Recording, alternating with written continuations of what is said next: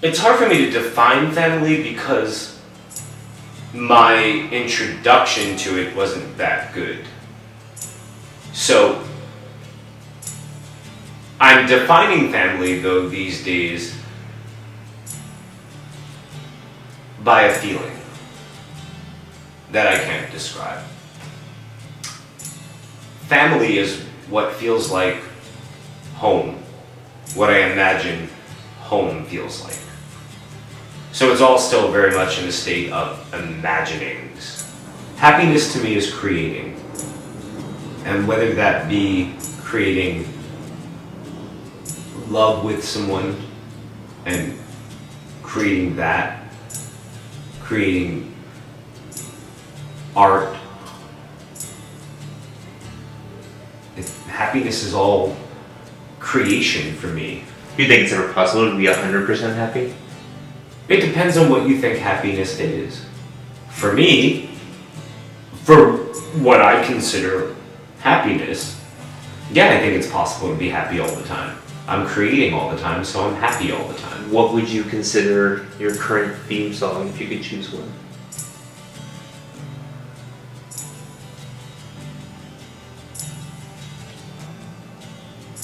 Not My Father's Son from Kinky Boots. It's a great song. It is. Cindy Lauper. Right? Yeah. You know, so it's awesome. Yeah.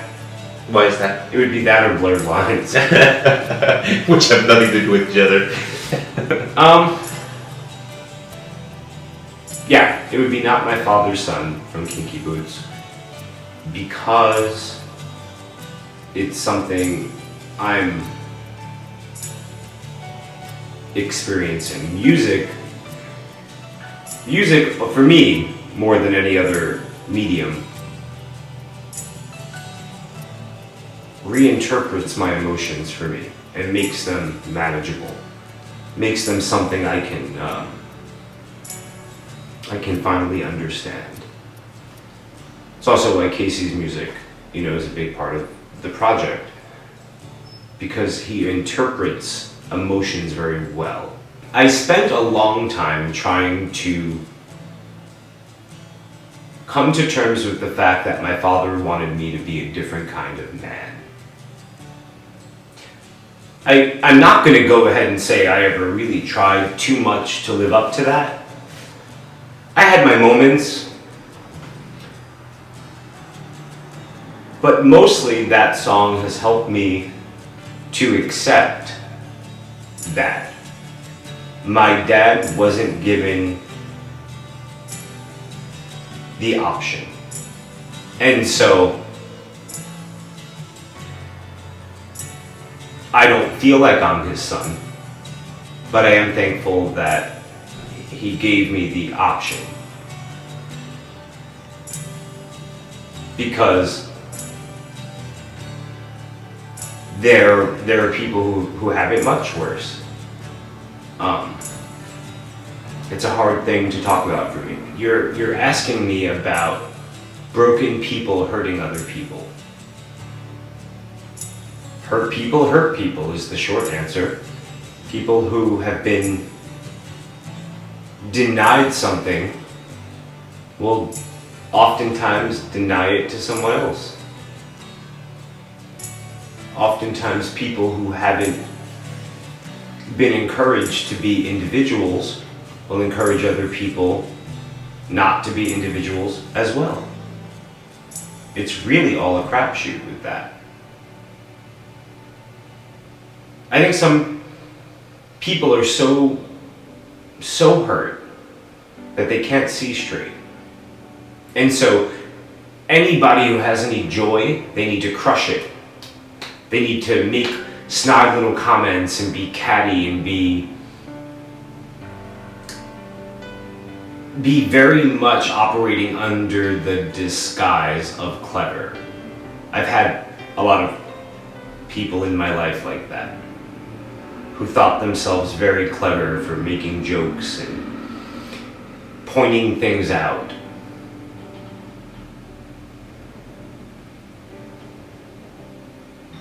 But I was very well versed in hurting people. I have a problem because of a personality trait I grew up with that someone else had, I find bitchy, catty people very annoying. I do. Well, they are. No, not to everyone. And I find it unnaturally annoying. Like when I see a group of guys together kikiing, making fun of someone, my only thought is, you're such a loser. You know? And no one thinks you're interesting.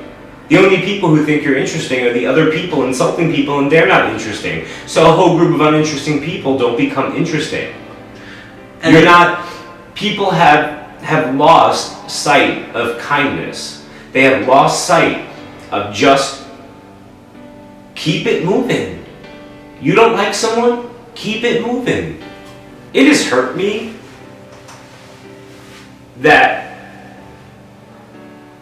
I have experienced some of the things I've experienced, that some of the relationships that are supposed to be guaranteed to us have not been guaranteed to me. It upsets me. I'm angry about it, if you will. But it's always okay. You're still here. You know? Because I'm alive. I think you get to a point where you survive so much loss that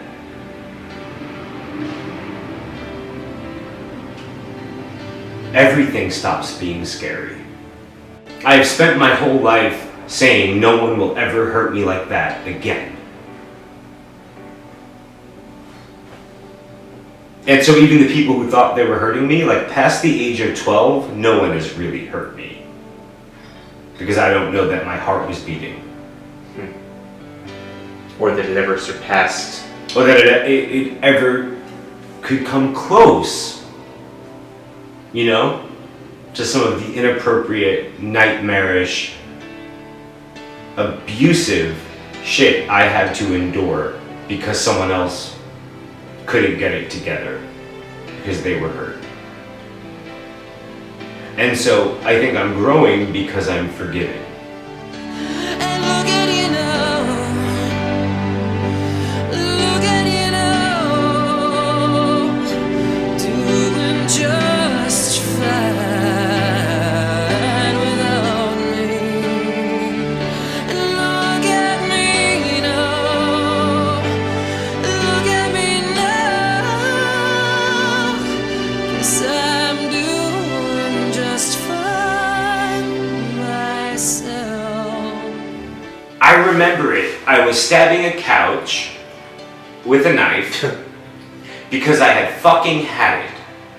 And I'm not sure that the person who was watching me stab the couch thought that it was for a different reason. I think they thought it was because of them, but it was just because I was an unhappy, unhealthy, unexamined soul.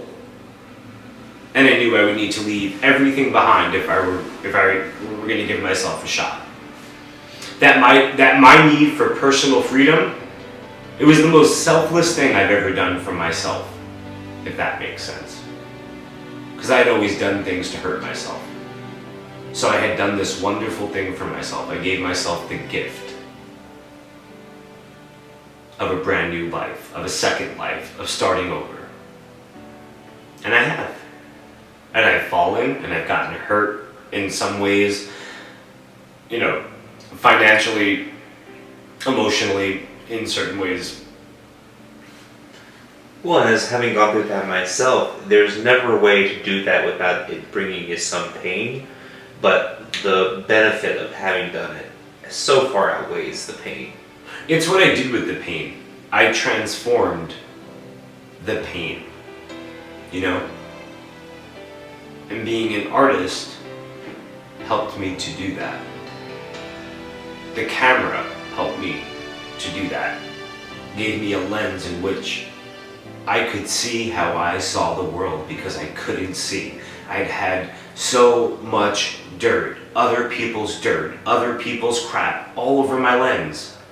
And the camera gave me a brand new way in which to see the world and in which to talk to the world in a way. Art saved my life. So outside of that, why do you think art is important to be in this, to be part of the world? Art is in everything we do. Everything. So why is art important? Art is how we transform. It's how we move from one place to the next. It's how we look forward and how we look back. It's everything. Art is everything.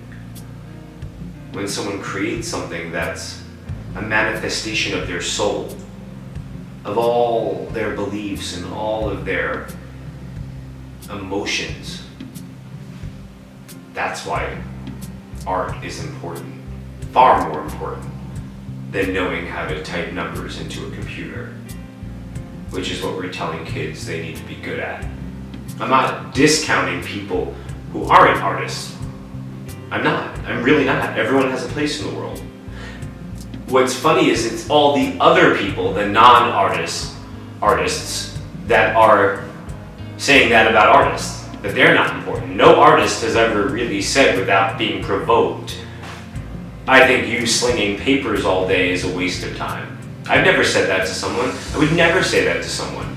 Art is who we are.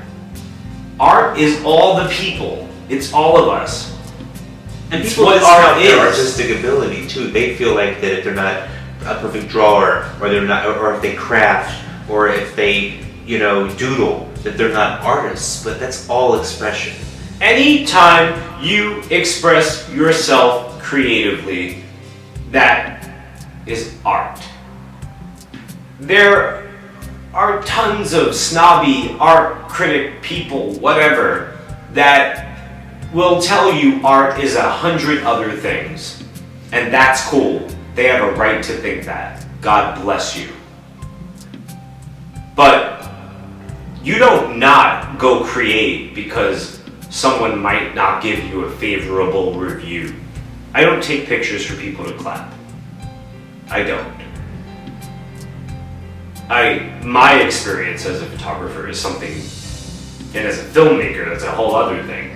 My experience as a creator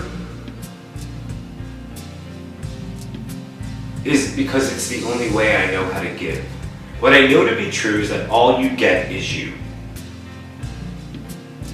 And that people come into our lives and they leave our lives. That love is always available to us. That we get what we need and we have to work for what we want. Why do you think it's so hard for us sometimes to believe that we, you, me, each of us is enough for ourselves? I think it's a combination of what you've been told growing up, your experiences in school, your experiences at your job. Experience tells us that. Experience tells us how much we're worth. And then it's up to us how we interpret those experiences and incorporate that into our lives. And that manifests as our self-worth.